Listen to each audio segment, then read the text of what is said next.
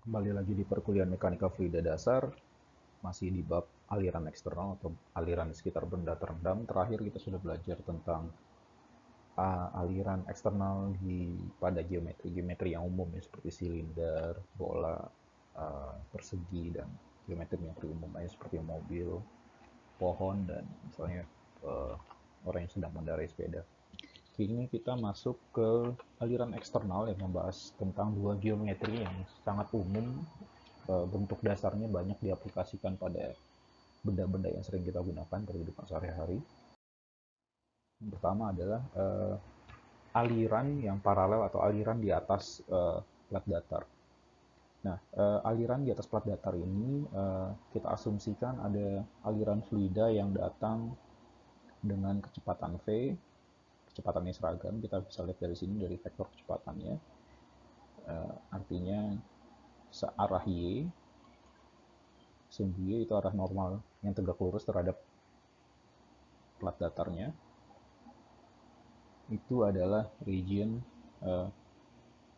yang tegak lurus terhadap platnya dan kecepatannya adalah v. Nah, sebelum menyentuh platnya, di sini titik nol kita sering sebut sebagai leading edge.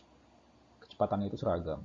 Nah, seperti halnya di bab aliran internal, kita tahu ketika aliran fluida itu mulai menyentuh permukaan pipa karena adanya gesekan, shear stress, dan lain-lain, layer pertama ini kecepatannya akan menjadi 0 dan kecepatan 0 ini efek dari viskositas akan menarik layer-layer yang ada di atasnya sehingga jadi melambat dan membentuk profil kecepatan seperti ini. Nah, regionnya sama dengan aliran internal, kita bagi tiga juga, ada laminar, transisi, dan region turbulen. Kita bisa lihat juga di sini pada bagian ini kita ada juga yang namanya boundary layer thickness sama dengan aliran internal, dan rules-nya juga sama. Boundary layer thickness itu adalah ketebalannya kira-kira ada di 0,99 V. Nah, berarti di sini itu adalah nilainya adalah kecepatannya adalah 99% dari V. Semakin setelah lapisan ini, nah itu efek viskositas sudah tidak dominan lagi. Nah, di sini adalah area free stream menyebutnya di atas garis merah yang baru saya gambarkan. Nah, di dalam region ini kita sebut sebagai viscous region. Nah, atau boundary layer region, di mana efek viskositasnya masih tinggi. Lalu masuk ke area transisi dan ke area turbulen. Nah, di area turbulen ini kita punya 3 sublayer menyebutnya. Yang pertama adalah viscous sublayer, lalu ada buffer layer dan overlap layer, dan kita masuk ke si turbulent layer sendiri. Jadi ada 4 in total. Nah, di masing-masing layer ini sudah ada karakteristiknya. Kita lihat di slide berikutnya. Jadi, seperti yang sudah disampaikan di slide sebelumnya, kita ada 4 sub-region di sini. 4, ini dia. Nah, lalu sebelum kita masuk ke membahas ke area ini, area transisi ini, ketika kita punya aliran fluida yang mengalir di atas plat datar dengan panjang L, misalnya di sini kita anggap panjangnya 0 di sini, dan di sini di ujung pipa ini adalah L. Nah, jika plat itu cukup panjang mengakibatkan fluida itu bisa bertransisi dari alirannya laminar, transisi, dan masuk ke turbulen, hal-hal yang mempengaruhinya itu cukup banyak sebetulnya faktornya, seperti geometri permukaan plat datarnya, kekasaran permukaan, V-nya sendiri, temperatur permukaan si plat datarnya, dan jenis fluidanya ya, bisa misalnya kalau udara oksigen biasa ya, atau misalnya nanti bisa gas bahan bakar misalnya juga bisa. Nah, sekarang kita masuk ke 4 layer ini. Nah, lapisan paling tipis itu disebutnya sebagai viscous sublayer di bawah sini. Di sini velocity profile-nya masih linear. Jadi dia karena ada efek tarik-tarikan, jadi efek viskositasnya itu masih sangat dominan di sini. Tidak ada efek turbulen sama sekali. Lalu efek turbulen mulai terasa yang namanya buffer layer. Karakteristiknya sudah ada efek turbulen di sana, kita bisa lihat di sini ada sirkulasi sudah mulai terjadi, dan tapi viscous effect-nya itu masih cukup besar karena kita bisa lihat di sini si profil kecepatan itu masih berkembang. Jadi masih ada efek stress dan viskositas di sana. Lalu di antara buffer layer dan turbulent layer itu ada overlap layer, di mana resirkulasi atau ini kita bisa lihat itu sangat banyak teralami di overlap layer. Lalu baru kita masuk ke turbulent layer, di mana efek viskositas sudah tidak di efek viskositas itu tidak terlalu dominan dan sudah kalah dengan efek turbulennya. Nah, jika kita kemarin belajar di aliran eksternal untuk geometri-geometri tertentu, nah kita tahu kan untuk dasar persamaan Reynolds number-nya itu adalah rho Vx per mu atau Vx per kinematic viscosity ini. Nah, kita bisa lihat X ini untuk Rex artinya dia adalah local. Local artinya tadi kan kita punya plat dari 0 sampai L ya, dan X ini adalah titik di antara 0 sampai L.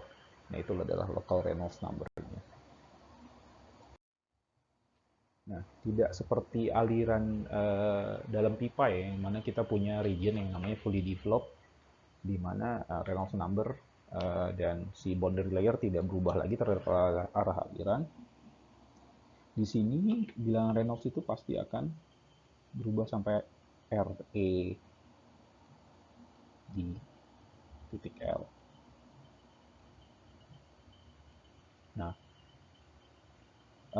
ini berhubungan dengan karakteristik alirannya sebetulnya. Yang perlu diingat juga, regionnya juga berbeda. Di sini transisi itu adalah 100.000 untuk bilangan Reynolds-nya, dan turbulent itu masuk di angka 3 juta. Bergantung di angka X-nya atau L-nya berapa. Nah, jadi kita harus hitung. Jadi karakteristik lainnya ini adalah panjang si plat datarnya. Kalau di aliran internal, dia adalah diameter pipanya ya. Nah, di sini adalah panjang plat datarnya sendiri. Lalu ada critical Reynolds number, di mana aliran berubah menjadi dari laminar menjadi turbulent. Nah, itu value-nya ada di bilangan Reynolds sekitar 500.000. Nah, jadi kita bisa cari X critical-nya ini. Kita tahu velocity-nya berapa, densitas alirannya berapa, viskositasnya berapa. Jadi kita bisa tahu critical length-nya untuk aliran berubah menjadi transisi itu ada di berapa, bisa kita hitung. Nah, lalu ada yang koefisien friksi dan boundary layer thickness nih untuk aliran laminar dan aliran turbulent. Persamaannya kita bisa lihat di sini, fungsinya adalah fungsi Reynolds number local. Jadi ini Rex ini corresponding with ini atau berhubungan dengan titik X-nya ada di mana. Jadi ini bukan overall Reynolds number dari ujung ke ujung, jadi tapi dia adalah local Reynolds number. Yang perlu diingat, persamaannya valid untuk sampai region transisi. Kalau di exact transition region, kita bisa pilih sebetulnya mau pakai ini atau ini. Tergantung approach-nya nanti mau lihat dari mana. Lalu kita juga bisa menghitung koefisien friksi. Kalau ini lokal, nah ini kita misalnya punya plat datar seperti ini, kita ingin tahu berapa sih friction factor di sepanjang sepanjang plat datar ini, kita gunakan persamaan ini. Ini adalah untuk average friction factornya. Kita bisa hitung dengan persamaan, dan Reynolds number-nya di sini adalah fungsi total panjang dari 0 sampai L. Jadi L adalah panjang total plat datarnya, itu yang perlu kita ingat. Nah, ini untuk aliran yang laminar, ini yang turbulent.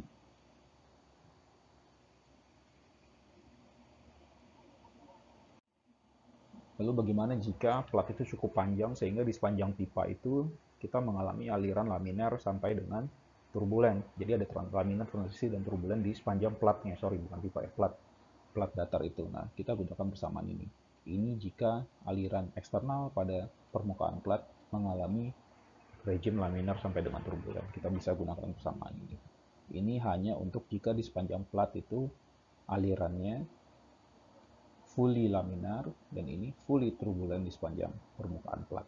Ini jika ada laminar transisi dan turbulen di permukaan plat. Kita gunakan persamaan ini.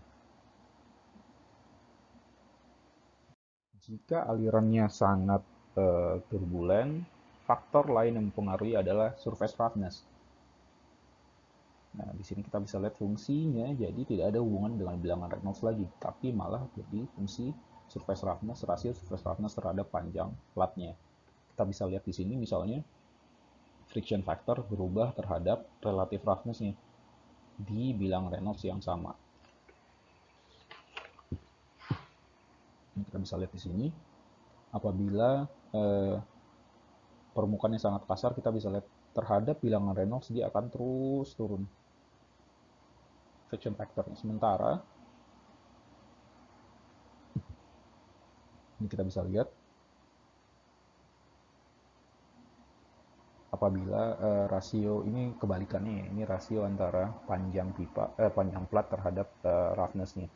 Ada region di mana dia nilainya sudah konstan, jadi tidak berubah lagi terhadap bilangan Reynolds. Tapi kalau dia sangat kasar permukaannya, itu kita bisa lihat dia akan terus turun.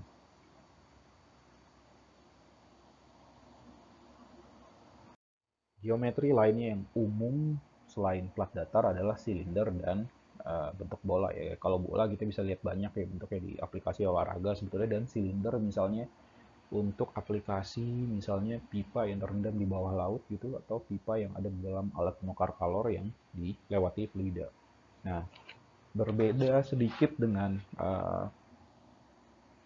aliran di permukaan plat tadi, yang dimana karakteristik lainnya adalah panjang platnya. Di sini karakteristik lainnya adalah diameter benda itu sendiri. Kita bisa lihat di sini misalnya kalau bola tenis ini misalnya diameternya lah karakteristik lainnya. Jadi bilangan Reynolds-nya adalah rho V D dibagi mu. Nah, dia masuk ke area critical itu di 200.000 bilangan Reynolds-nya. Dia masuk ke transisi itu di antara 200.000 sampai dengan 2 juta. Lalu alirannya menjadi fully turbulence di angka 2 juta. Nah, ketika fluida mengalir dengan free stream velocity V, sama ya ceritanya, dan menumbuk permukaan bola ini. Nah, akan terjadi di bagian sini, dia akan mengikuti bergantung kepada kecepatannya, regime Reynolds number-nya. Kita bisa lihat di sini. Nah, titik ini depan sini itu adalah stagnation point namanya. Dimana stagnation point itu adalah V sama dengan karakteristiknya kecepatan sama dengan 0 dan V jadi naik. Nah, ketika kita tahu ini hubungannya sangat obvious di antara V dan P ini. Ketika V-nya turun, maka P akan naik. Begitu juga di sini. Ketika kecepatan mulai naik lagi dan sangat rendah misalnya di permukaan ini karena bergesekan dengan permukaan, dan P akan mulai berhubungannya juga berbanding terbalik hubungan antara V dan P di aliran di sekitar benda terendam ini.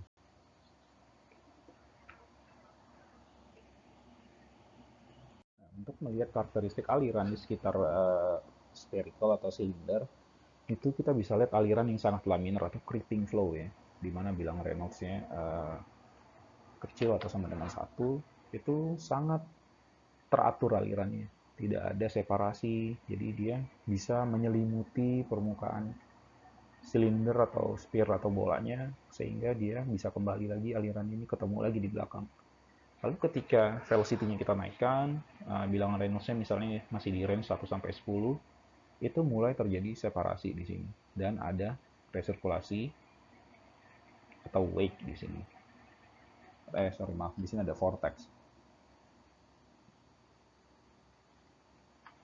Nah, itu karena bilangan Reynolds-nya yang terlalu tinggi sehingga dia tidak bisa mengikuti kontur permukaan benda yang dilewatinya.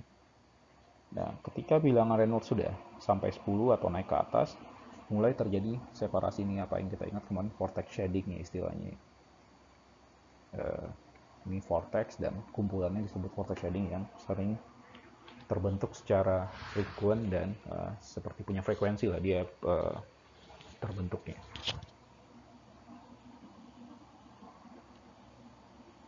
Lalu separasinya ini terus terjadi hingga bilang Reynolds-nya mencapai 1000, maaf ini 10 pangkat 3 harusnya. Nah, dan di mana ketika bilang Reynolds terus dinaikkan, kita mendapati area yang namanya wake di belakang geometrinya.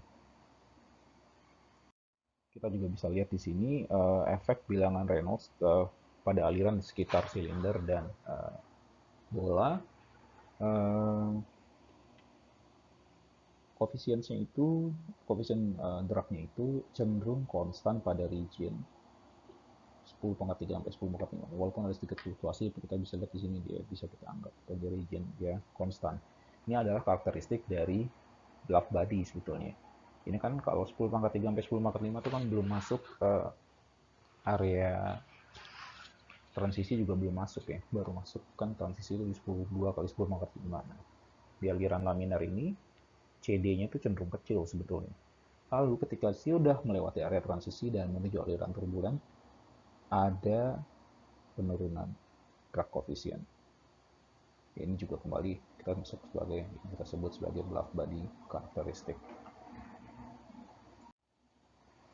Nah, ketika aliran menjadi turbulen ini, kita tahu tadi ketika dia melewati bola akan terjadi flow separation kan.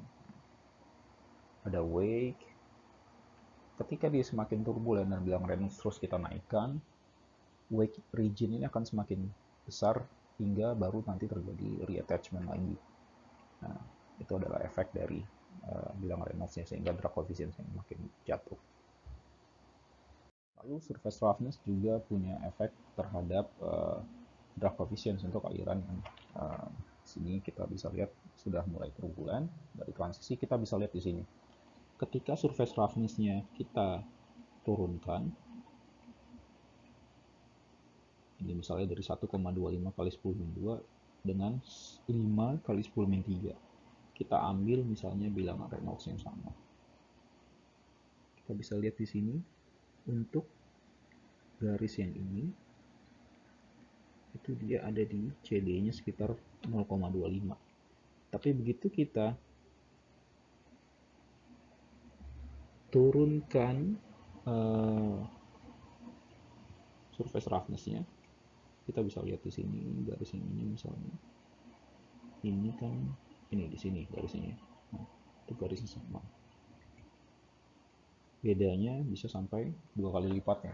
Jadi salah satu cara untuk mengurangi drag coefficient pada bola misalnya itu dengan merekayasa kekasaran permukaan si benda tersebut. Nah, makanya kalau kita lihat tuh bola golf misalnya di permukaannya suka ada kayak coakan-coakan, itu namanya dimple. Nah, itu salah satunya gunanya untuk mengurangi gesekan dengan udara sebetulnya sehingga dragnya jadi semakin kecil.